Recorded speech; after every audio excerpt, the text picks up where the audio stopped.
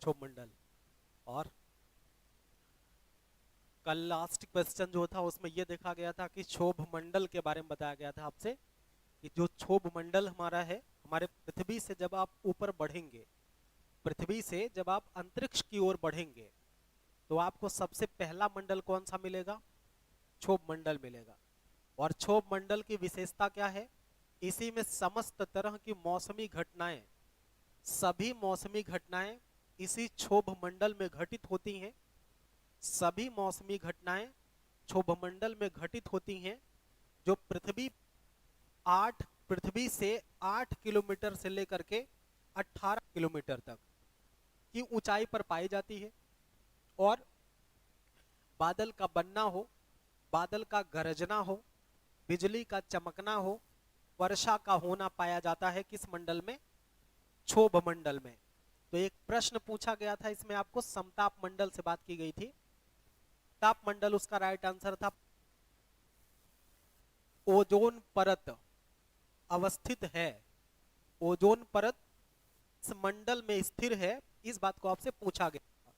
तो उसका एक बात आप जान लीजिए कि जब समताप मंडल की हम बात करेंगे, समताप मंडल, तो वास्तव में समताप मंडल का मतलब ही कि जहां पर टेम्परेचर समान हो।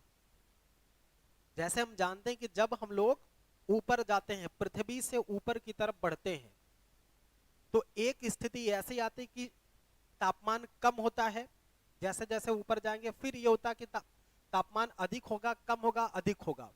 इस तरह के एक आपको प्रोसेस दिखाई देता है। वायुमंडल का चैप्टर कोई किसी दिन कोई क्वेश्चन आएगा तो उसमें हम पूरा डिटेल आपको बता देंगे कि कैसे आप टेम्परेचर के बारे में समझ पाएंगे। और अभी समताप मंडल या तो मंडल के बहुत सारे क्वेश्चन हैं आते रहेंगे। आज आप बस इतना समझ लीजिए कि जो क्षोभ मंडल है, आपने सिर्फ क्षोभ मंडल के बारे में पढ़ा है। एक इसी में आपको बताया गया था जिसमें ओजोन परत की बात होती है।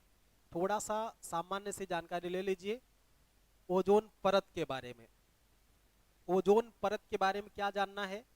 एक सबसे बड़ी चीज यह है कि हमारे पृथ्वी के ऊपर एक ऐसी गैसों का आवरण पाया जाता है, एक ऐसे गैसों का आवरण पाया जाता है जिसे हम लोग ओजोन मंडल कहते हैं। इसमें ओजोन गैस उपस्थित रहती है।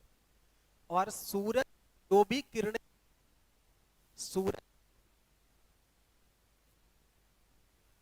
सूरज की जो भी किरणें पृथ्वी पर आती है, तो पृथ्वी से आने से पहले जो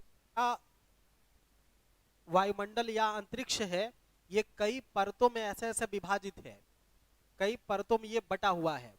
सबसे बाहर वाला बहिर्मंडल कहा जाता है। सबसे बाहर बहिर्मंडल के नाम से इसको जानते हैं, एक्सोस्फीयर कहते हैं। और जो पृथ्वी के सबसे पास है, इसी को हम लोग क्षोभ मंडल कहते हैं। पृथ्वी के पास वाले को क्षोभ मंडल कहते हैं, सबसे अंत वाले को बहिर्मंडल कहते हैं। तो जब सूरज की किरणें हमारे इस मंडलों में प्रवेश करती है और ओजोन परत तक पहुंचती है, तो ओजोन परत एक छननी की भांति ओजोन परत जो है एक छननी की भांति फिल्ट्रेशन का काम करता है। जो भी अल्ट्रा वायलेट रेंज आती हैं या जो पराबैंगनी किरणें सूर्य से चलती हैं, उस किरणों में कई तरह के अशुद्धियां होती हैं। अगर वो सीधा धरती पर पड़ेगा तो रासायनिक प्रतिक्रिया या रासायनिक प्रक्रिया के कारण बहुत सारे रोग उत्पन्न होते हैं। और जब आप जानते हैं कि पृथ्वी का टेम्परेचर, अर्थ का टेम्परेचर जब हाई होता है तो उससे बहुत सारी विकृतियां होती है। जैसे आप ग्लेशियर का पिघलना जानते होंगे, इसीलिए ग्लोबल वार्मिंग बोला जाता है, वैश्विक तापन।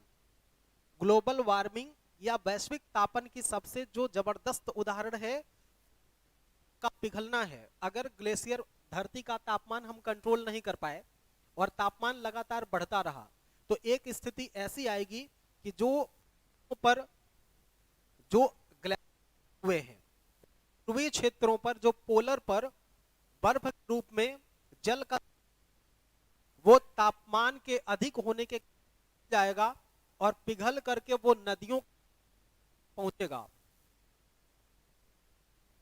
नदियों के रास्ते वो सागर में पहुंचेगा और अंततः जलस्तर बढ़ना शुरू हो जाएगा, जिसके कारण जो तटीय क्षेत्र हैं, चाहे वो कोई तटीय नगर हो, चाहे कोई तटीय देश हो, या कोई द्वीप हो, आइलैंड हो, जलस्तर बढ़ने की वजह से वो जलमग्न हो जाएंगे। तो बहुत बड़ी मात्रा में जनजीवन अस्त व्यस्त हो जाएगा। इसलिए वैश्विक तापन को इसलिए वैश्विक तापन पे ये बात कंट्रोल की जाती है कि आप तापमान को बहुत ज्यादा हाई ना करें। कंट्रोल की बात होती, तमाम तरीके के आयोजन किए जाते, समितियों और बैठकों का बुलावा किया जाता है। ओजोन परत जो है ये क्षरित जब होगी, जैसे आप जानते हैं तमाम तरह की गैसें जो एसिड से निकलती हैं, हमारे जो हमारे धान के खेतों से निकलती है, जैसे मीथेन गैस है, सीएफसीज है, क्लोरोफ्लोरोकार्बन, इन तमाम गैसों की वजह से ओजोन परत क्षरित होता है। जो इसकी मोटाई है, ओजोन परत की मोटाई, ये गलने लगती है, और जब मोटाई गलेगी और यहां पतलापन आएगा, छननी जब पतली रहेगी, जैसे सूती कपड़ा 4 फोल्ड कर लीजिए और उसमें से कोई चीज छानिए तो बढ़िया चीज छन के निकलेगी। अगर वो एक परत हो सूती कपड़ा तो बहुत सारे डार्क पदार्थ भी उसमें आ जाएंगे, भारी पदार्थ भी छन जाएंगे। सेम इस कंडीशन है ओजोन परत की। परत हमारा कहीं कहीं पे जैसे सात, अभी तो ध्रुवों पर देखा, अब तो स्थिति कंट्रोल में है, की तरफ ध्रुवों की तरफ ये देखा गया था कि ओजोन परत क्षरित हो रहा था, उसका क्षरण हो रहा था, वो पतला हो रहा था, जिसके कारण किरणें सीधी सीधी आकर के बिना मतलब कम छन करके पृथ्वी पर आती, और पृथ्वी पर रहने, पृथ्वी पर जो मानव रहते हैं उनके लिए तमाम तरह के व्याधियां उत्पन्न करती हैं। व्याधियों का मतलब जैसे चर्म रोग, भी 4-5 साल पहले आपने देखा था दाद बीमारी हो, रिंगवाम, दाद बहुत बड़ी मात्रा में सबको होना शुरू हो चुका था। प्रत्येक तीसरा चौथा आदमी दाद की बीमारी से बड़ा बड़ा धब्बा पड़ गया था, बड़ा बड़ा दाद हो गया था। ये सबसे बड़ा प्रभाव इसी का था, ओजोन परत के क्षरित होने का। सांस लेने में दिक्कत आ सकती है, ब्रीदिंग प्रॉब्लम हो सकती है, आपको आपको एलर्जिकल प्रॉब्लम आ सकती है, और सबसे बड़ी जो प्रॉब्लम है वो स्किन की है। स्किन संबंधित अनेक चर्म रोग आपको हो जाएंगे अगर ओजोन परत संरक्षित नहीं किया गया। इंपॉर्टेंस है इसका, ओजोन परत को बचाने के लिए प्रयास करना चाहिए, तब मानव जनजीवन स्वस्थ और समृद्ध बन पाएगा। ठीक हो गई बात, स्वस्थ और समृद्ध हो जाएगा। वॉइस स्लो है, प्रयास करते हैं कि तेज हो जाए। सभी को गुड मॉर्निंग, गुड मॉर्निंग। ठीक है, ये बात आप इतना बना लीजिए, प्रश्न रोज किसी ना किसी तरह से आते रहेंगे, एक एक चीज को क्लियर करना। ठीक है, एक तो आप अपनी तैयारी को स्मूथ करने के बारे में सोचना कि एक ही दिन सारे प्रश्न समझ में आ जाए, ना तो मेरे ज्ञान का परीक्षण करने का प्रयास करना कि एक ही दिन में इनकी सारी, हो सकता है कि मुझे कोई प्रश्न हो सकता है कि मुझे कोई प्रश्न याद नहीं हो। आवाज कट रही है,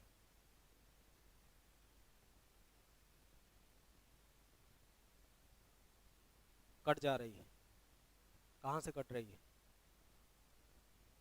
सेल लगाएं? हाँ, समस्या के लिए खेद है थोड़ा सा विद्यार्थियों।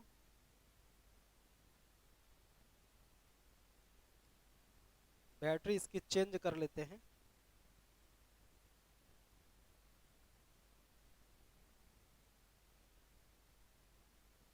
तब तक वो आप लोग फिगर बना लीजिए, ऑनलाइन वाले लोग भी बना ले। छोटी छोटी समस्या अगर काम चल जा रहा हो तो इग्नोर मार करके पढ़ ले।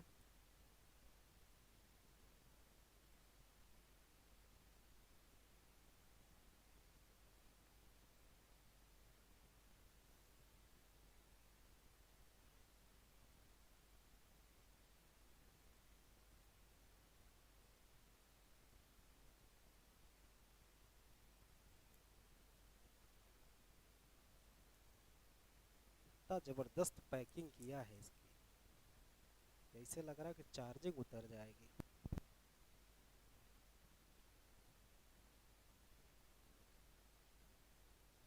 अब ठीक है, कुछ देर चेक करिए, बीच बीच में कट जा रही ना, अब ठीक हो जाएगी मुझे लगता है।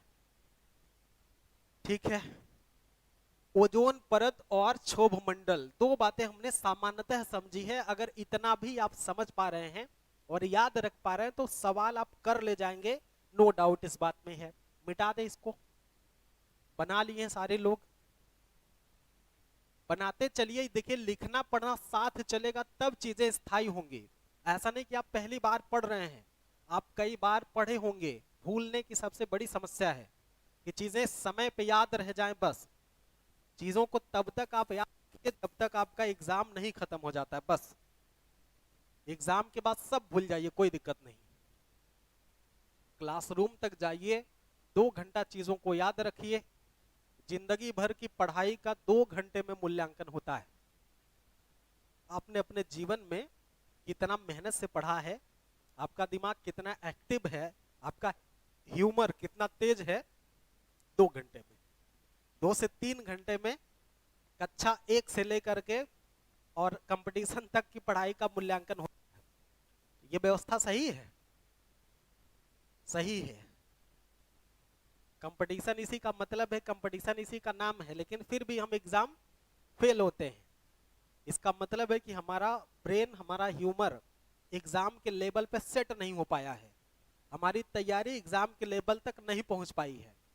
लेकिन वो दिन दूर नहीं होता है जब आप कंटिन्यू मेहनत करने के बाद एक ऐसे प्लेटफॉर्म पर पहुंचते हैं जहां से आपके एग्जाम खटाखट क्लियर होते हैं। आपके सामने 10 ऑप्शन आएगा, हो सकता है आप 4 एग्जाम एक ही साथ बीट कर लें। बीट एग्जाम्स, यूट्यूब वाला चैनल बीट एग्जाम्स, तो आप एग्जाम बीट कर लेंगे बीट एग्जाम के साथ। और आपके पास चुना होगा कि सीजीएल ज्वाइन करें कि लेखपाल ज्वाइन करें कि बीडीओ ज्वाइन करें, ऐसे 4-5 ऑप्शन होगा। आपने देखा होगा कि जिस विद्यार्थी का सिलेक्शन होता है वो कई बार सिलेक्शन ले लेता है और चुनता है कि किसमें पीछे से पैसा आता है, पेमेंट छोड़ करके किसमें टेबल के नीचे से पैसा आता है। तो ज्यादातर लोग उसी को प्रेफर करते हैं। समाज की ढर्रा यही है। ठीक है, एंजॉय करिए, आपका पैसा है, समाज का पैसा लूटिए, खाइए, मस्त रहिए। एक प्रश्न हम लोग देखते हैं, हाँ मोरलिटी होती कुछ दिन तक के लिए, मैं समझ रहा हूं, खूब सक्सेस होते हैं। दुनिया भौतिकता में जीती है। अगर सबका जाता है कि व्यक्ति, जैसे एक बच्चा होता है, मैं बार बार कहता हूं 4 साल 5 साल का बच्चा चाहे बच्ची होती है, अभी उसने किसी का कोई बुरा भला नहीं किया है, लेकिन फिर भी रोड एक्सीडेंट में वो निपट सकता है। एक 10 साल की बच्ची किसी का कोई अनहित नहीं करती है, लेकिन फिर भी दरिंदगी उसके साथ हो जाती है, बदतमीजी हो जाती है। तो आप ये नहीं कह सकते कि आपने किसी के साथ बुरा नहीं किया था तो आपके साथ बुरा नहीं होगा। आप अपनी गाड़ी ठीक चला रहे हैं, सामने वाला आपको ठोक सकता है, ठीक है? तो कर्मों का फल मिलता है, आप ही के कर्मों का फल आप ही को मिले ये जरूरी नहीं है। आप पढ़ लिख रहे हैं, नौकरी पा जाएंगे तो 10 लोग आपके भरोसे कॉलर टाइट करेंगे कि हमार फलनवा फला पद पर है कि नहीं? आपने कर्म किया, फल का इंतजार में 100 लोग बैठे हैं। आपने बाइक चलाई, एक लोग लड़ गए, भिड़ गए, अब उसमें 10 लोग जुड़ गए, हॉस्पिटल में गए, दवा आया, 10 ठोक गाड़ी मार हुई, बहुत सारी चीजें डिपेंड करती है एक दूसरे पर। आपके कर्मों का फल मिलता है, जरूरी नहीं कि आप ही के कर्म का फल आपको मिले, सामने वाले के कर्म का फल भी आपको मिलेगा। जैसे मेरे कर्मों का फल आपको मिल रहा है, मैंने पढ़ाई करी है, ठीक ठाक तैयारी हो गई मेरी, तो मैं अपने कर्मों का फल आपको दे रहा हूं। आप भी अपने कर्मों का फल ले रहे हैं, जहां कर्म की कमी वहां आप कर्म कर रहे हैं, बेहतर तरीके से कर रहे हैं। एक प्रश्न ले लीजिए, लिख लीजिए, रडार का प्रयोग मुख्य रूप से किया जाता है। रडार का प्रयोग, प्रश्न है,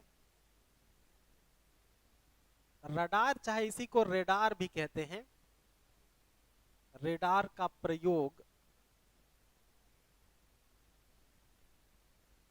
मुख्य रूप से किया जाता है, मुख्य रूप से किया जाता है। ऑप्शन ए है प्रकाश तरंगों द्वारा, प्रकाश तरंगों द्वारा वस्तुओं का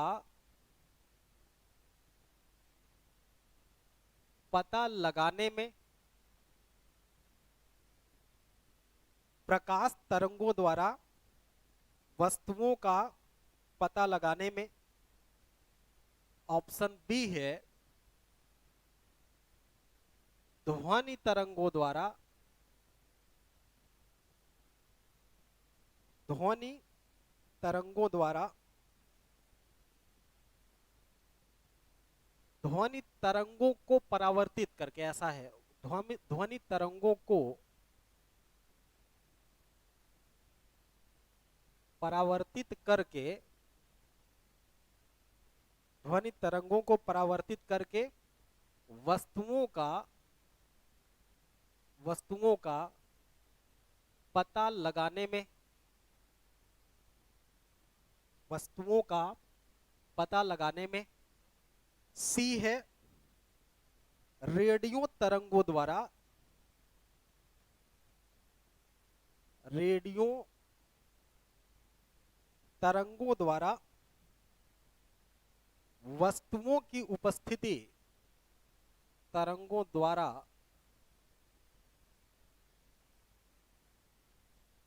वस्तुओं की उपस्थिति, प्रश्न सारे लोग लिखते चलेंगे, तथा स्थिति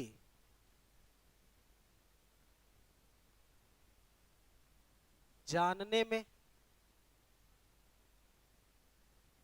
या फिर डी ऑप्शन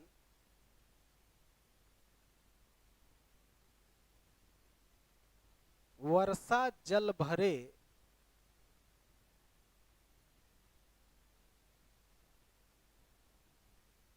बादलों का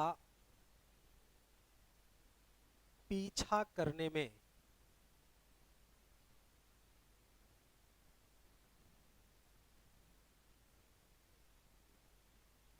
वर्षा जल भरे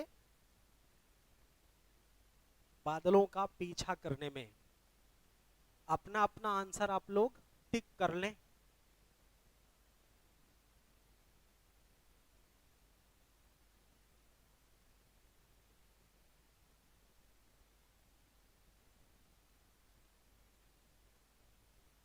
रडार या रेडार का प्रयोग मुख्य रूप से किया जाता है, रडार ऐसे करते हैं क्या, ऐसे ही होता है? अच्छा, रडार पीछे, आपका आपका पीछे, आप एकदम ईमानदारी से बताना, अगर पता होगा तभी आप। नो लोग सी पीछे, सी लॉक किया जाए, कंप्यूटर महोदय सी को लॉक किया जाए। C is the right answer for this question. इस प्रश्न का जो वास्तविक उत्तर होगा वो सी होगा कि रेडियो तरंगों द्वारा वस्तुओं की उपस्थिति क्या है और उसकी स्थिति क्या है, इन दोनों का पता लगाया जाता है। रेडियो तरंगों का प्रकाश किया जाता है इस पर। अब होता कैसे है इसमें, देखो रेडियो तरंगों में, अच्छा इसका फुल फॉर्म क्या हो सकता है, रेडियो डिटेक्टिंग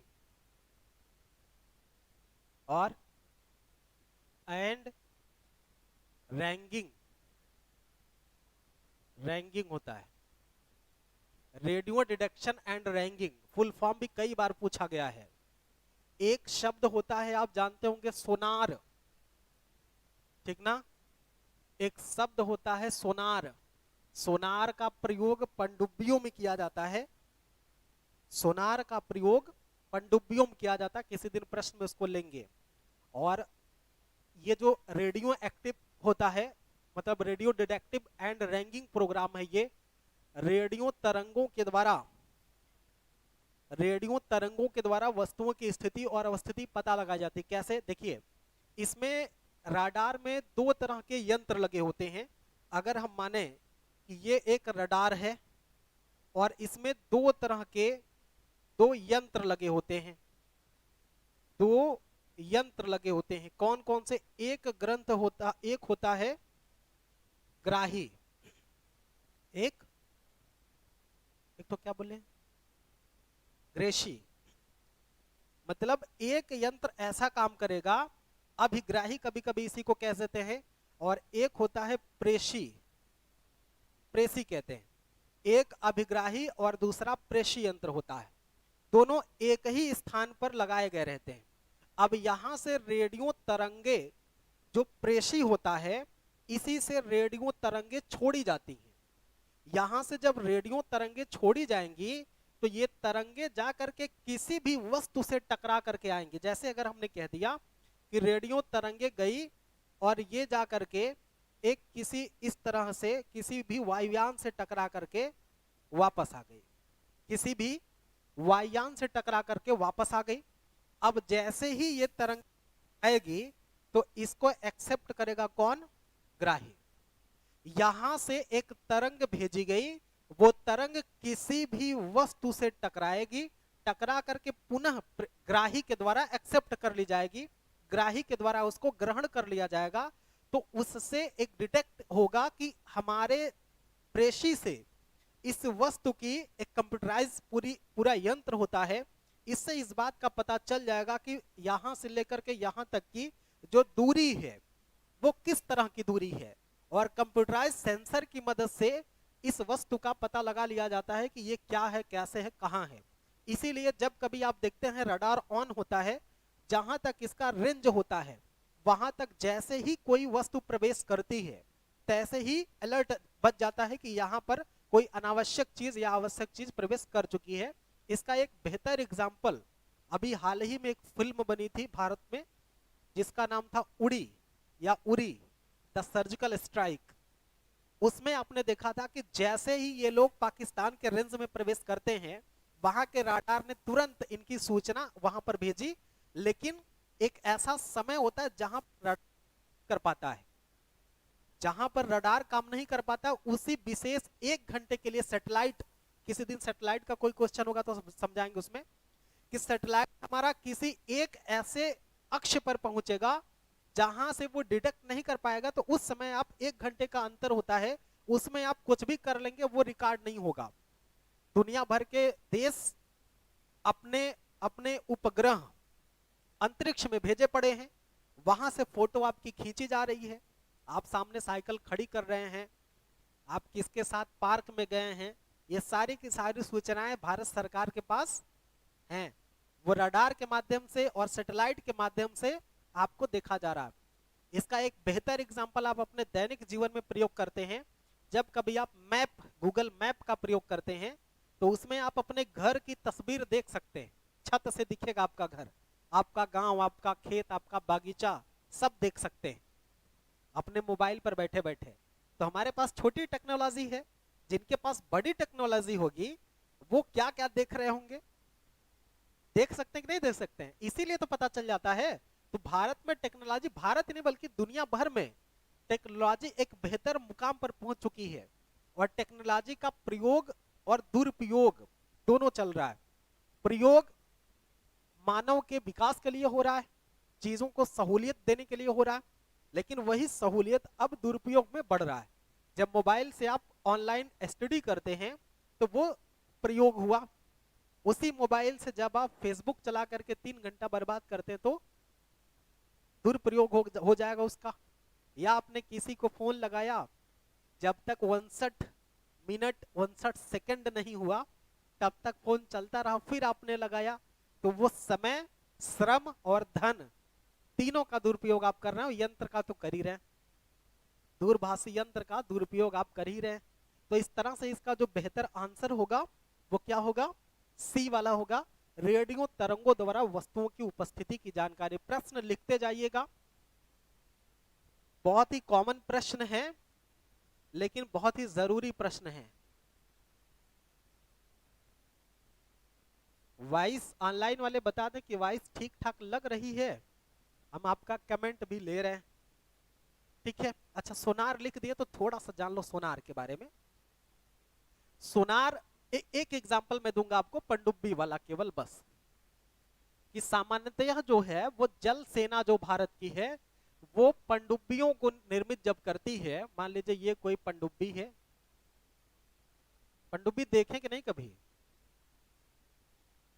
देखें पनडुब्बी? ऐसा ही होती है, बाहर से देखेंगे तो शकरकंद टाइप की दिखेगी, गंजी, हमारे यहाँ गंजी ही बोला जाता है। कहां से? अच्छा, इसको शकरकंद ही बोलते हैं, तो देखने में गंजी टाइप का शकरकंद टाइप का दिखेगा, लेकिन इसमें एक सेंसर यंत्र लगा होता है, इसी के ऊपर इस तरह का एक यंत्र होगा इस तरह से, और ये क्या करेगा, सामने मान लीजिए ये जल सतह के लगभग ऊपर ऊपर चलेगा, जैसे सांप कभी पानी में टहलते हुए देखा है, बस उसकी हल्की सी मुंडी केवल ऊपर रहती, बाकी पूरा बॉडी उसकी पानी में रहती है। तो देख करके आप समझ नहीं पाएंगे कि सांप है कि मछली पानी पीने के लिए निकली है, ऐसा होता कंफ्यूजन। तो ये ऑक्सीजन लेने के लिए, मछली ऑक्सीजन के लिए बाहर आती है बार बार। इस तरह का सेंसर लगा होता है, यहां पर एक कांच लगा होता है, ये कोई भी चीज अगर बाहर देखेगा, मान लीजिए ये व्यक्ति है बाहर दिख गया, इसका रिफ्लेक्शन आएगा यहां पर, और फिर इसका रिफ्लेक्शन नीचे जाएगा, और यहां नीचे एक कांच लगा होगा जिसमें ये भली भांति बखूबी देख सकते हैं कि सामने हमारे क्या है। पनडुब्बी नीचे से जा रही है। अब पता चला, टाइटैनिक वाला देखें, उसमें केवल लव स्टोरी देखे होंगे आप लोग, उसकी असली कहानी वो पप्पी पारना नहीं था उसका, मतलब इतना उसको उत्तेजना थी कि भाग भाग के एक चुम्मा के चक्कर में छत पे जा रहा था, वो नहीं था उसका। मेन उसका जो फोकस है कि आप कैसे इस चीज को समझ पाएंगे कि अगर सामने कोई पहाड़ है तो बगल से निकल चलो, ये सेंसर कैसे आप कर पाएंगे। अचानक कोई पहाड़ी आ जाए, आप जानते हैं कि समुद्र के नीचे तमाम तरह की स्थलाकृतियां पाई जाती हैं, पहाड़ी भी हो सकती है, खाई भी हो सकती है, बहुत सारी चीजें हैं, तो कैसे पता चलेगा? अगर ये सोनार लगा रहेगा इसमें, अगर इसमें सोनार लगा है तो वो डिटेक्ट कर लेगा कई किलोमीटर दूर से ही कि सामने कोई खंड है, तो वो अब समझदारी होगी तो ये लोग बदल लेते हैं, तो बहुत सारी चीजें इससे पता चल पाती हैं। कोई समुद्री जहाज जो कहीं डूब गया है उसका पता चल जाएगा, रास्ते में कोई आइलैंड है जो जमीन के नीचे आइलैंड है, सॉरी सागर के नीचे है, उसका पता चल जाएगा।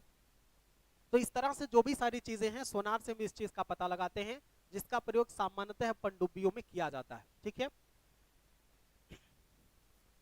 चलिए अगला प्रश्न देखते हैं।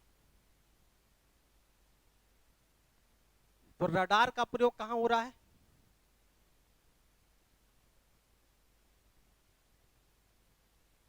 किसके माध्यम से? आकाश तरंग से, रेडियो तरंग से। रेडियो तरंगों से इस चीज की जानकारी हमें मिल जाती है।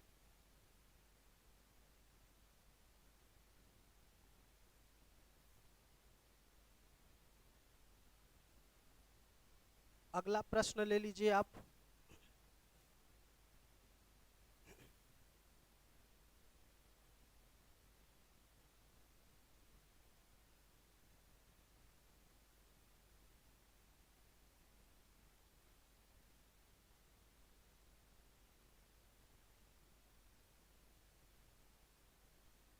प्रश्न लिखेंगे,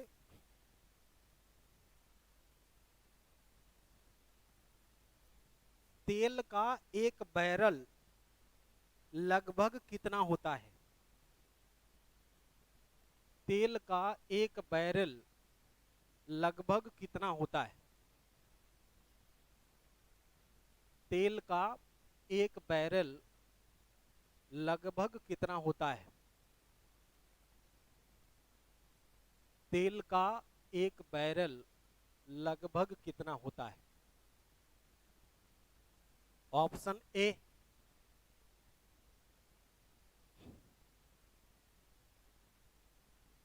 मैं 60 में लिख दे रहा हूं, एक बैरल बराबर वाट। ठीक, एक बैरल लगभग कितना होता है? ऑप्शन ये ले लीजिए आप लोग, 131 लीटर, 131 लीटर। ऑप्शन बी आप ले लीजिए, बड़ा नजदीकी ऑप्शन बनाया हूं, 159 litre. Option C 169 litre. Option D 201 litre.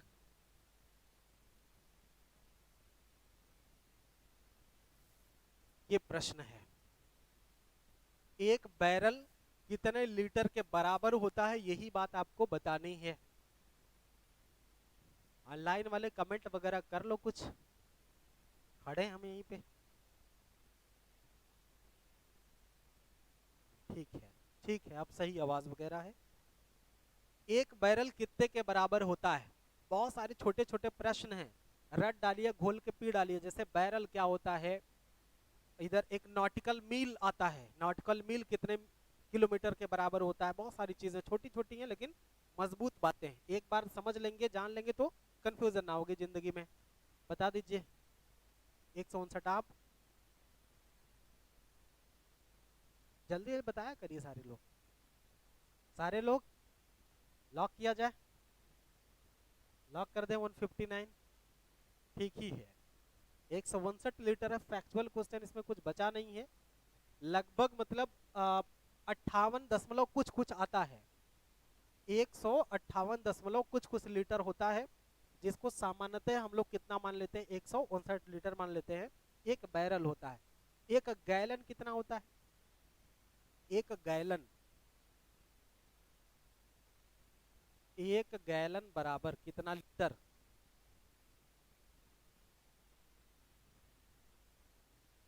3 litre, 4 litre, 5 litre, 6 litre. एक गैलन बराबर 5 लीटर। गलत बोल रहे हैं आप लोग, 6 लीटर और 4 लीटर। और हाँ, 4 ही बोला हूँ, कोई कोई कह दो। एक एक ऑप्शन।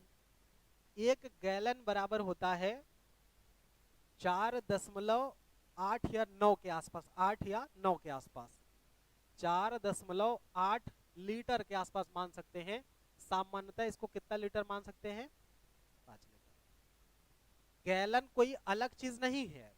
आप अपने घर में कुछ एक इस तरह की एक वस्तु का प्रयोग आप किए होंगे कभी ना कभी।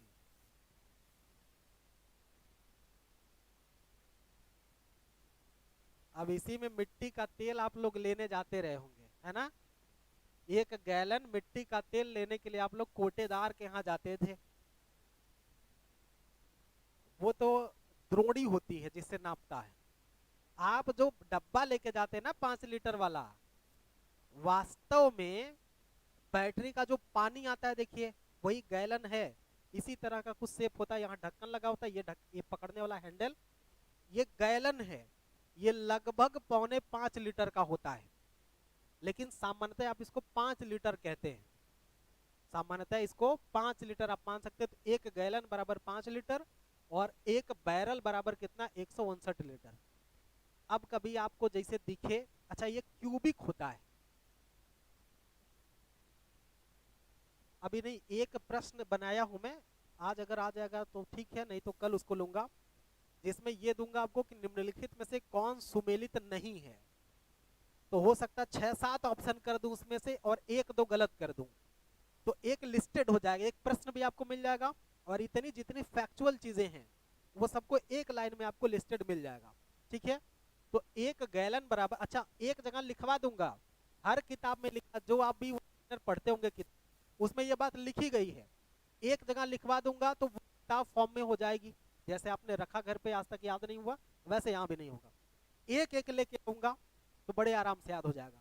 जैसे अनुच्छेद के समय था कि बैठ करके कोई भी संविधान संशोधन एक दिन मत पढ़ना कि आज हम मतलब जितने संविधान संशोधन हुए सब पढ़ डालेंगे, सब खिचड़ी हो जाएगा। एक पढ़ो एक दिन में, चाहे 2 पढ़ो बस, एक हफ्ता छुओ ही मत। संविधान संशोधन एक हफ्ता मत छुओ, एक पढ़ लो चाहे 2 पढ़ लो, उसको रहने दो, जिंदा रहने दो, एक बार रिवीजन करते रहो, कतई ना भूलेगा। 5-6 ऐसे संविधान संशोधन है, 10 मान ले रहे हैं, जिसको आपको पढ़ना वही बार बार पूछा जाता है। 10 संविधान संशोधन अगर आपने रट लिया अपने जिंदगी में, तो जिंदगी भर वो काम देगा, वही महत्वपूर्ण है। उन 10 में भी 4 सबसे ज्यादा महत्वपूर्ण है। ठीक है, तो एक एक चीजों को, फैक्चुअल चीज, कंफ्यूजन वाली चीज, एक एक चीज को पढ़ा जाता है। उम्मीद है कि ये वाला प्रश्न भी आप समझ पाए होंगे। लिख, पहचान तो गए हो यो, सुने कभी, पहचान तो गए हो यो, देखे कभी। अन्नू अवस्थी बोल रहे हैं कानपुर से, देखे हैं इसको, अच्छा कर लेता है कॉमेडी। भाभी जी घर पर है, उसी का एक एक्टर है। अन्नू अवस्थी कानपुर का है, कानपुरिया भाषा में बोलता है, अच्छा लगता, कॉमेडी करता है थोड़ा थोड़ा। चलो अच्छा, एक प्रश्न और ले लेते हैं। निम्नलिखित में से कौन सुमेलित नहीं है? निम्न में से कौन सुमेलित नहीं है? निम्न में से कौन सुमेलित नहीं है?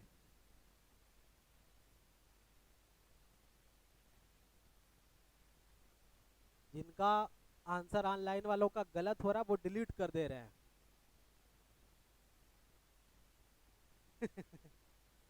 मतलब बेइज्जती ना हो जाए इसलिए डिलीट कर दे रहे हैं लोग। हम देख रहे हैं, आप लोगों को देख रहे हैं, ऐसा नहीं कि नहीं देख रहे। चलो ऑप्शन ये लिख लो, मेरेस्मस। मुझे लगता है थोड़ा सा टफ होना चाहिए आपके लिए।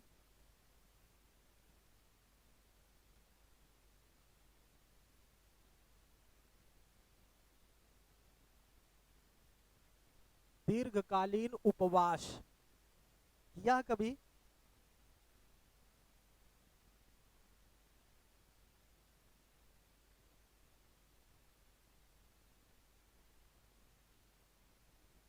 क्वाशियोर कोर, या कभी कभी इसी को क्वाशर कोर पढ़ते हैं, क्वाशियोर कोर।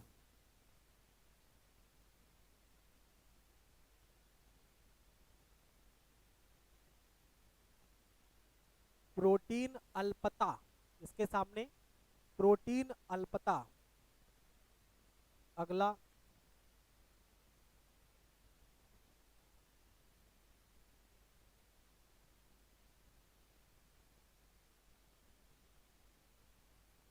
ट्यूबर कुलोसिस।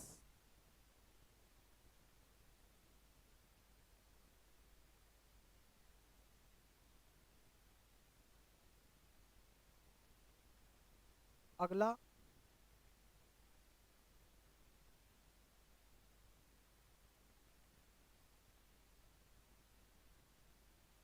Hepatitis B.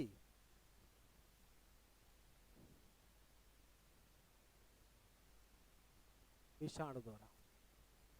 प्रश्न आपके सामने है, निम्न में से कौन सुमेलित नहीं है? प्रश्न फिर से देख लीजिए, निम्न में से कौन सुमेलित नहीं है? Rinku Kumar sir, class daily चलेगा तब नोट बनाएं। बाबू एकदम लिख के ले लीजिए, क्लास डेली चलेगा 9:30 से 10:30 बजे तक। ऑफलाइन ठीक ठाक बच्चे हैं मेरे पास, इसलिए क्लास बंद नहीं होगी एकदम। अब की बार आप ट्रस्ट कर सकते हैं, बेवफाई नहीं होगी, आपके हृदय में पीड़ा नहीं होगी, ऐसा मैं वादा कर सकता हूं। मेरी वजह से आपको कभी सिगरेट नहीं पीनी पड़ेगी, ठीक ना? कि जख्म दिल छुपा के रोएंगे, आज दिल लगा के रोएंगे, क्या जरूरत रोने की है? सुनो, निम्न में से कौन सा सुमेलित नहीं है? मेरेस्मस दीर्घकालीन उपवास से हो सकता है, क्वासरक्योर या क्वाशियोर कोर प्रोटीन की अल्पता से होता है। ट्यूबरकुलोसिस विषाणु जनित रोग हो सकता है या हेपेटाइटिस बी विषाणु जनित रोग है। मेरे रणबांकुरों, आपका डी, आपका ए, आप बोलो जी, तुक्का मार दिया करो पीछे।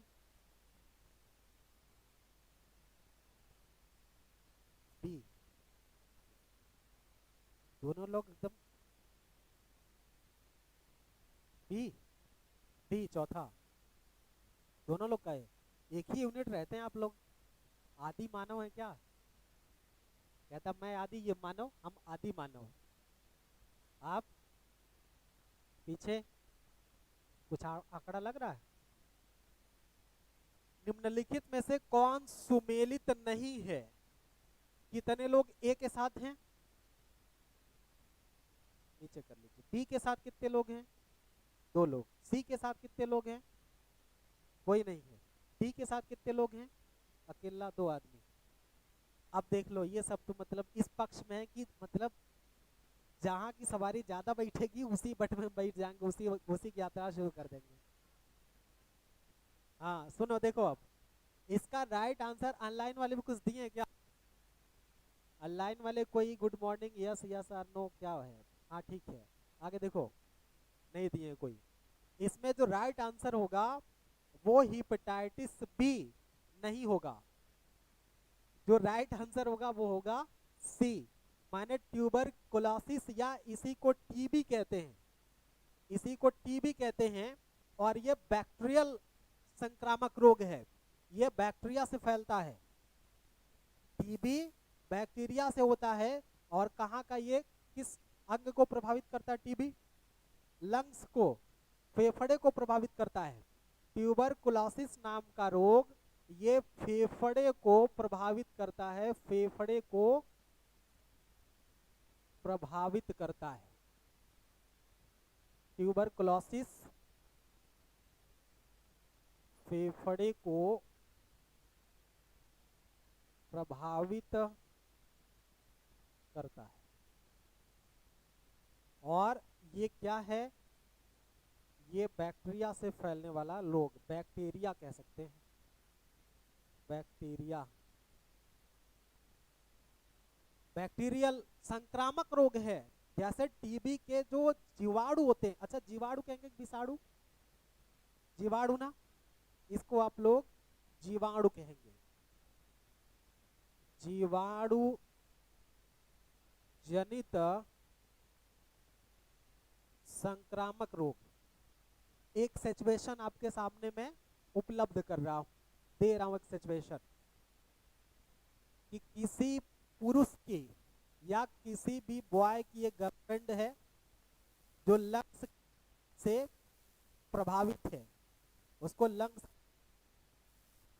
और दोनों आपस में हिमेश रेखियां बने हुए हैं। ऐसी परिस्थिति में क्या बालक, अच्छा इमरान हाशमी वाले पोजीशन में है, तो क्या जो पुरुष है, जो बालक है, वो भी इस रोग का वाहक बन सकता है, संक्रमित हो सकता है? हो सकता है। जैसे कुछ रोग हैं जो संक्रमण के द्वारा फैलते हैं, इसीलिए कभी भी मतलब पप्पी लेने के लिए इतना उतावले ना रहना कि बिना जांच पड़ताल करवाए किसी पर भी टूट पड़ो। अगर लंग्स का टीबी है तो आप उस परिस्थिति में संक्रमित हो सकते हैं। तो इसलिए कभी भी टूट नहीं पड़ना है। हफ्ता 10 दिन, 1 महीना 2 महीना ठंडी में उसको देखो कि कहीं उसको 3 हफ्ते से ज्यादा खांसी तो नहीं आ रही है। अगर 3 हफ्ते से ज्यादा खांसी है तो मतलब छोड़ दो। आवश्यकता से अधिक दुबला पतला है तो भी नहीं, क्योंकि हो सकता है कि किसी ऐसे रोग का वाहक या वाहिका हो जिससे आपका जीवन नष्ट हो सकता है। तो यह भी सबसे बड़ी समस्या है। अंधी मोहब्बत, अंधा विश्वास सदैव आपको गर्त में ले जाता है। इसलिए जांच लीजिए, परख लीजिए। 250 रुपए का पिज्जा खाने से अच्छा है साथ में बैठ करके कि 250 रुपए का ब्लड टेस्ट करवा लीजिए। और देख लीजिए कि कोई ऐसा रोग तो नहीं है जो आपको बीमार बना दे। ठीक है, इसका सही आंसर क्या होगा? भाई देखो, पढ़ने का मतलब जागरूकता होती है। जब तक आप अपनी पढ़ाई का इस्तेमाल अपने दैनिक जीवन में नहीं करेंगे, व्यवहारिक जीवन में नहीं करेंगे, तब तक आपकी शिक्षा का कोई औचित्य नहीं है। 2 दूनी 4, अब 5 धन 3 बराबर 8। 10 रुपया किलो अगर कोई आलू मिल रहा है तो 50 रुपया में कितना किलो आलू मिलेगा? ये आपको बचपन से पढ़ाया सिखाया जाता है, इसलिए कि जब आप सब्जी की दुकान पर जाइए और पूछिए कि आलू कितना रुपया किलो, कहते 20 रुपया किलो, आपने कहा आधा किलो बांध देना। टमाटर 10 रुपया किलो, 1 किलो बांध देना।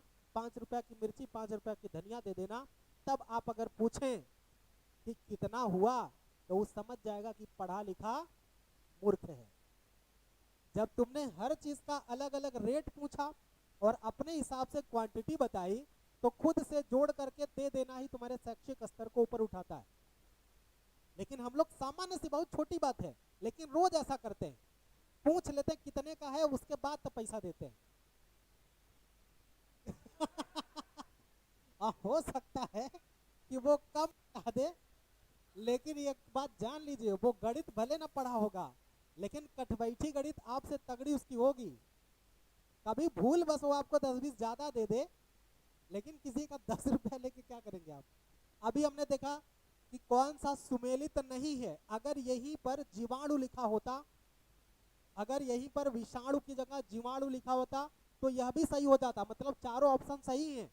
अभी आपने क्या देखा, जो ये मेरे मेरेस्मस है, ये एक तरह का रोग है। अगर कोई भी महिला या पुरुष, कोई भी जीवधारी, कोई भी नायक अथवा नायिका अगर बहुत दिन तक उपवास रख लेता है, नायक नायिका मतलब प्रेमी प्रेमिका, अगर कोई भी नायिका अपने नायक के इंतजार में, फोन नहीं आया, फोन नहीं लगा, फोन रिसीव नहीं हुआ, और खाना पीना छोड़ देती है, उपवास कर लेती है, ऐसी परिस्थिति में जब लंबे समय तक वह उपवास करती है, तो उसे कौन सा रोग हो जाएगा? क्या बता रहे? मेरेस्मस जो है, ये दीर्घकालीन उपवास से, जो ऑप्शन है उसके हिसाब से आप जाएंगे।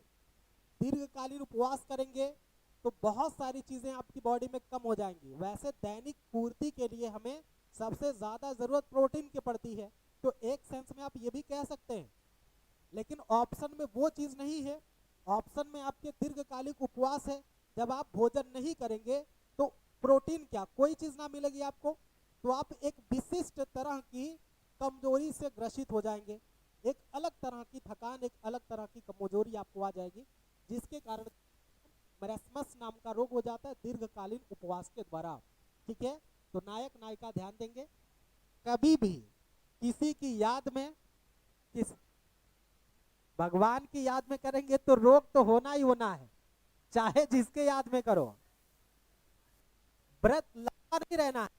6 घंटे का उपवास रखा जाता है। अगर आप 6 घंटे, साइंटिफिक रूप से 6 से 8 घंटे, 12 घंटे रह सकते हैं, ठीक है। लेकिन अगर चक्की चलानी है दोनों पार्ट, और बिना आप चक्की ऐसे चला रहे बिना उसमें दाना डाले, तो दांत जल्दी घिस जाते हैं चक्की के, इसीलिए उसमें दाना डाला जाता है ताकि चक्की के जो दांत हैं वो साबुत बचे रहें।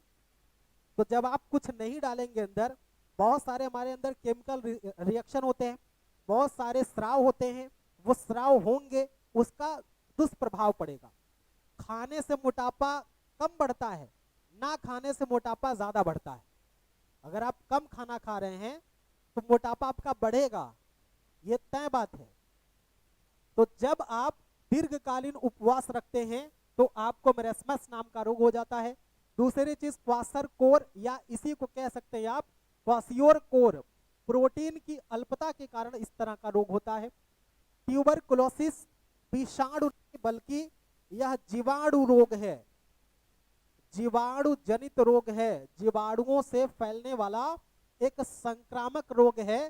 कहा जाता है कि अगर कोई ट्यूबरकुलोसिस का पेशेंट है, कोई टीबी का पेशेंट है, और उसने ऐसे सीधे खड़े होकर के खांस दिया, तो करीब 20 से 50 मीटर तक उसके बैक्टीरिया आगे जाते हैं, और उस एरिया में जो भी व्यक्ति जाएगा, जैसे मान लीजिए यहां से अभी हमने खांसा, ठंडी के समय आप जानते हो कि फूंक जब मारते हैं तो धुआं निकलता है, ठंडी के समय जब आप फूंक मारते हैं धुआं निकलता है, उसी से आंकड़ा लगा लीजिए। चाहे सिगरेट पीने वाले को कभी देखे होंगे, जब धुआं निकालता है बहुत दूर तक जाता है।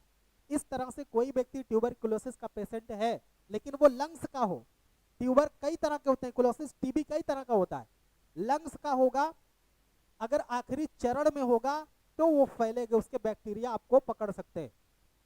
लेकिन वर्तमान में इतनी दवाई आ गई है, इतना ज्यादा उसका प्रिकॉशन ले रहे हैं लोग, कि अब इसके जो जीवाणु हैं वो उतने एक्टिव नहीं रह गए जैसे पहले थे।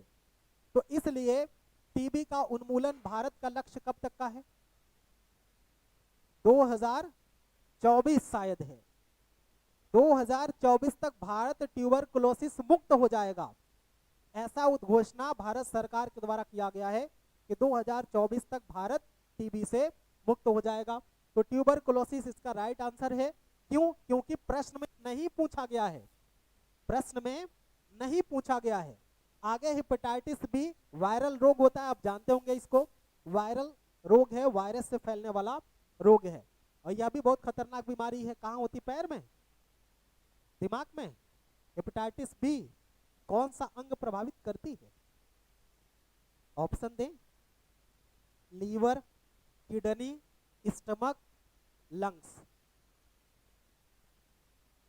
कल खोज के आना इसका उत्तर।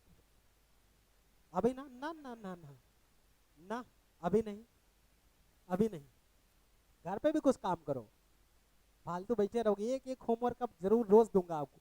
ये बात हो गई, लिख लिए आप लोग। ऑनलाइन वाले बच्चों को कोई पीड़ा? वॉइस स्लो आ रही है, Rocky Kaif, Rinku Kumar sir class daily, हाथ चलेगा, एक बार बता दिया हूँ। गुड मॉर्निंग सबको। वॉइस स्लो है, तेज करवा रहा हूँ। चलो नेक्स्ट क्वेश्चन आ जाओ, एक प्रश्न और कर लेते हैं।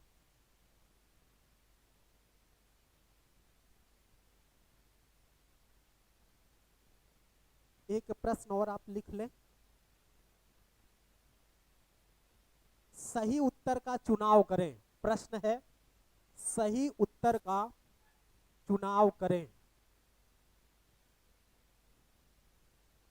सही उत्तर का, तुरंत देख लिए, बर्दाश्त नहीं कर पाए। हाँ ठीक है, लीवर ठीक है, लीवर ही था ना।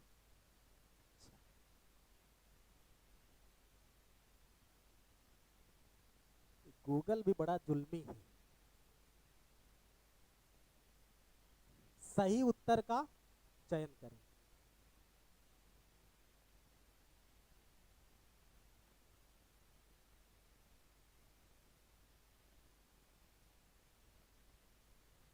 अच्छा, प्रश्न लग रहा है ठीक ठाक आप लोगों को, इसी लेवल से चलें।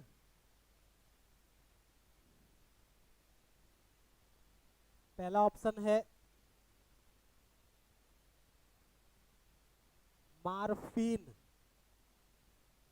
इस है एक प्रकार का सौंदर्य प्रसाधन बनाते हैं, एक प्रकार का सौंदर्य प्रसाधन बनाते हैं। दूसरा है बोरिक एसिड,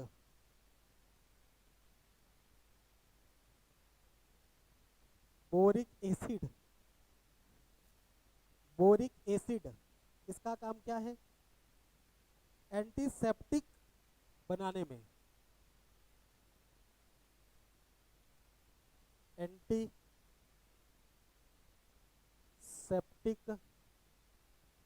दवा बनाने में। ऑप्शन बड़े खतरनाक होते हैं मेरे, इसलिए इंतजार किया करिए, कब मुद्दा पलट जाए कोई भरोसा नहीं है। कभी हाँ नहीं में हो सकता है, कभी परसेंटेज तक में बदल सकता है। ठीक है, बारीकी सिखा रहा हूँ, प्रैक्टिस तो बहुत लोग करवा रहे हैं। एक तीसरा ऑप्शन है जर्मन सिल्वर, जर्मन सिल्वर। अब ये है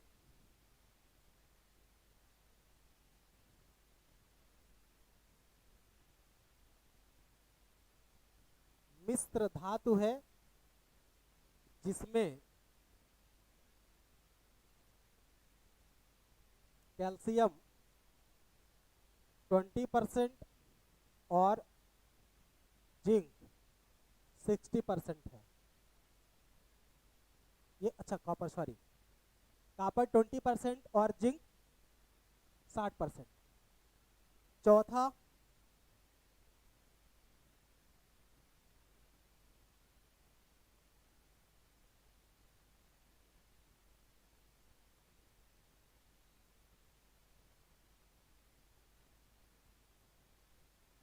कोई सही नहीं है। चलो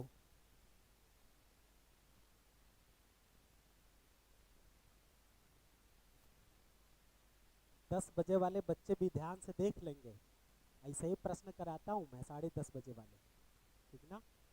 आओगे तो फायदा होगा, बस 40 मिनट पहले आ जाना है। आप 10:30 बजे आते हो, 9:30 बजे आ जाओ, 1 घंटा पहले आओगे, कुछ फायदा मिल जाएगा। तैयारी जम के करो। मार्फिन क्या है, सही उत्तर का चयन करना, इसमें से एक ही कोई सही होगा, आपका बी। और एक तरफ से बताता हूँ, शुरू कर लीजिए सारे लोग, तब तक मैं ऑनलाइन देख रहा हूँ। भाई लोग शेयर करो, धन्यवाद भाई वीरेंद्र चौहान जी आपका।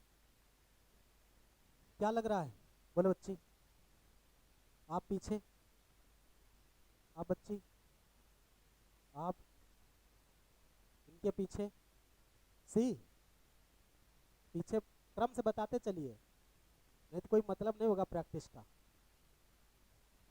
डी, चलो अच्छा, किसको लग रहा है ए सही है, हाथ उठा लीजिए। नहीं है। बी किसको लग रहा है, अकेला आदमी। सी किसको लग रहा है, डी किसको लग रहा है, 2 लोगों को। इसमें सही ऑप्शन का जो चुनाव होगा वो होगा ऑप्शन बी। कौन थे बी के साथ, अब सारे लोग, अब सारे लोग कर लो, कोई दिक्कत नहीं है। बोरिक एसिड का प्रयोग किया जाता है एंटीसेप्टिक दवा बनाने में। ये जो मार्फिन है, मार्फिन का प्रयोग वास्तव में एनाल्जेसिक के रूप में किया जाता है। और एनाल्जेसिक का मतलब होता है, एनाल्जेसिक का मतलब होता है दर्द निवारक, दर्द निवारक। जब हम किसी भी दवा में मॉर्फिन का प्रयोग करते हैं तो इसका मतलब है कि वह दर्द के रूप में प्रयोग की जाएगी, जिसे एनाल्जेसिक कहते हैं। एनाल्जेसिक में पैरासीटामॉल और आइबुप्रोफेन हो सकता है, पैरासीटामॉल और आइबुप्रोफेन हो सकता है, जो दर्द और बुखार में प्रयोग किया जाता है। तो मॉर्फिन का प्रयोग जब होगा तो उसे एनाल्जेसिक कहेंगे, जो दर्द निवारक के रूप में काम आती है। बोरिक एसिड एंटीसेप्टिक के रूप में किया जाता है। जर्मन सिल्वर मिश्र धातु तो है, ये सही बात है। इसमें कॉपर जिंक मिला हुआ है, लेकिन परसेंटेज उलट दिया गया है, ये 60% है और ये 20% है। अगर ये ऑप्शन इधर का उधर 20 का 60 होता, 60 का 20 होता, तब ये ऑप्शन सही हो जाता। लेकिन मिश्र धातु तो है, लेकिन इधर वाला परसेंटेज, ये 20% वाला 60% है, 60 वाला 20 है, तो इस तरह से आपका राइट आंसर क्या हो जाएगा, बोरिक एसिड हो जाएगा। कंफर्म हुई बात। तो आज अपनी वाणी को विराम देते हैं, गुरुदेव पधार चुके हैं। जुड़ने के लिए धन्यवाद, जुड़े रहिए। 9:30 बजे आइए, जीएस के प्रैक्टिस करिए धुआंधार। Thank you.